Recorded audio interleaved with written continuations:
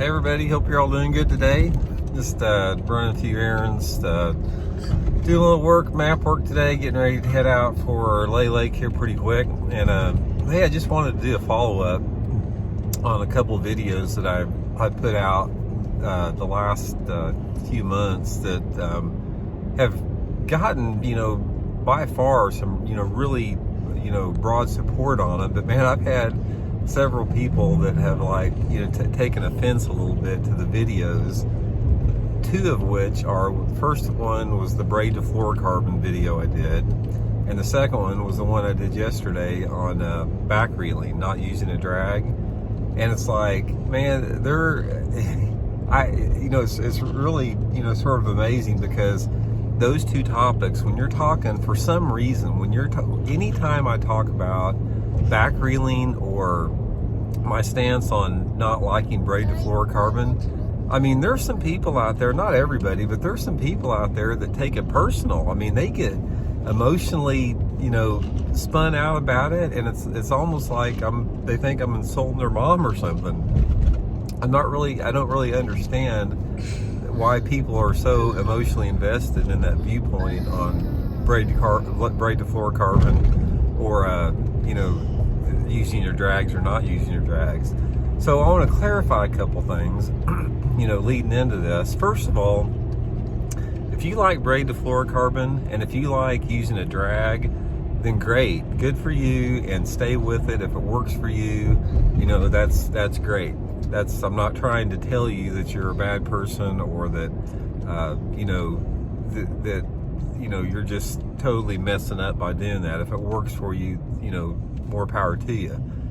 I am simply a broken down signpost pointing the way.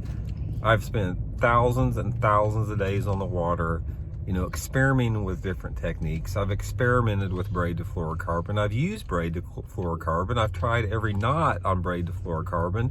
I've used straight fluorocarbon. I've used straight mono.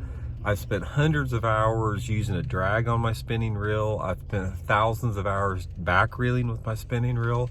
So the viewpoints that I give you on braid to fluorocarbon or back reeling and not using your drag is not based upon, just some random opinion I have about it. It's based upon what I have found through extensive experimentation using both, what works best for me. And what works best for me is that percentage of bites versus landing the bites.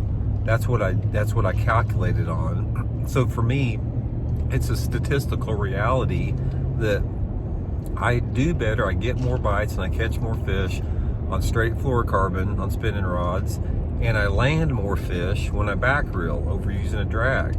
So the point of those videos that I've done is I wanted to share with you, my own experiences with that, because, I'm a teacher, I want to share this stuff with people. And, for those people that don't agree with me on that, don't get bent out of shape about it, because if it works for you guys, just keep doing it. I'm just trying to tell you what I have found out that works better for me. And that's the same with it is in any part of fishing. I mean, everybody has things in bass fishing that, they're more in tune with, they're more in line with, it works better for them. And the great thing about bass fishing is there's not just one thing that works all the time. There's always a lot of different things that are working at the same time. And everybody has to develop their own style. They have to develop their own rhythm, and they have to sort of find their niche, in fishing, what works best for them. So, I just am following this up based upon, a few comments that I got yesterday on the back reeling deal. And like I said, 98% of the comments I got were positive. I got sort of like with the braid to fluorocarbon, I get 2 to 5% people that are just really, really emotionally invested and insulted in the fact that I would even suggest anything other than using braid to fluorocarbon or using their drag. But I do want to clarify one thing on the drag situation, because I think there was a little confusion there. The point of me back reeling and the experiments that I've had with back reeling, it has nothing to do with the quality of the reel. You can have a $600 Shimano spinning reel with with and the finest drag system that money can buy. And that's not the point, because drag and the quality of your spinning reel makes zero difference on the back reeling versus the drag on there.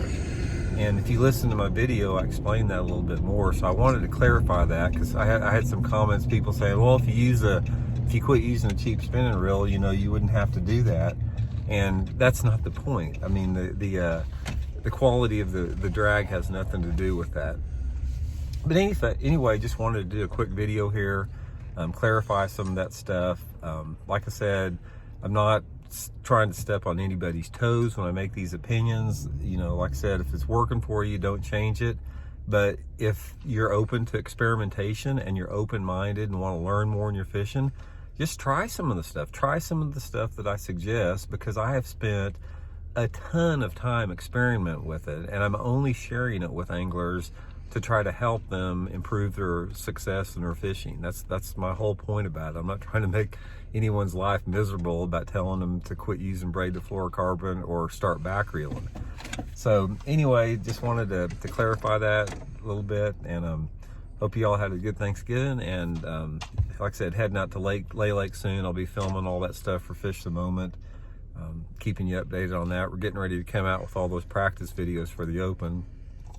Lots on the line here. 13th place going into the last tournament for qualifier for the Elite Series. Got to have a big week next week at Lay Lake to make it. Got to have the right people not catch them. So a lot of pressure coming up. So I'm going to get focused on that. So anyway, hope you guys are doing good. We'll check in later. See you.